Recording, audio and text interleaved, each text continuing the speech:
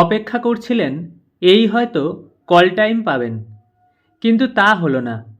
আচমকাই বৃহস্পতিবার রাতে অভিনেত্রী তন্বী লাহা রায় জানতে পারলেন, চিরদিনই তুমি যে আমার ধারাবাহিকে মীরা চরিত্রটির প্রয়োজনীয়তা ফুরিয়েছে। আশা করেছিলেন আরও কিছুদিন পর্দায় দেখানো হবে এই চরিত্রটি, কিন্তু কেন এমন হলো এখনও বুঝতে পারছেন না। খুবই মন খারাপ তন্বীর। চিরদিনই তুমি যে আমার ধারাবাহিকটি যখন শুরু হয় তখন মূলত দেখানো হয়েছিল আর্য সিংহ রায়, কিঙ্কর এবং মীরার চরিত্রকেই। সঙ্গে অবশ্যই ছিল অপর্ণা। তারপরে নিত্য নতুন চরিত্র যোগ হয়েছে গল্পে।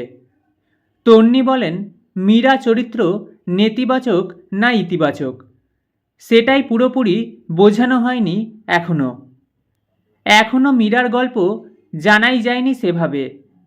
জানুয়ারি মাসে শেষ শুটিং করেছিলাম, অপেক্ষা করতে বলা হয়েছিল। ভেবেছিলাম তাহলে হয়তো আবার কল টাইম আসবে, কিন্তু গতকালই জানতে পারলাম যে এই চরিত্রটির আর প্রয়োজন নেই।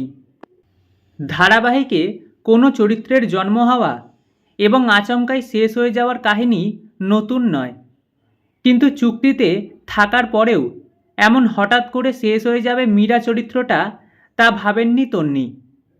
তাই একটু মন খারাপ আর অনেকটা অভিমান জমা হয়েছে মনে।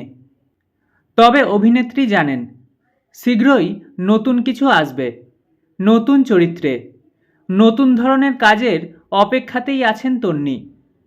তবে মীরা চরিত্র শেষ হওয়ার খবরে শুধু অভিনেত্রী নন, মন খারাপ তাঁর অনুরাগীদেরও।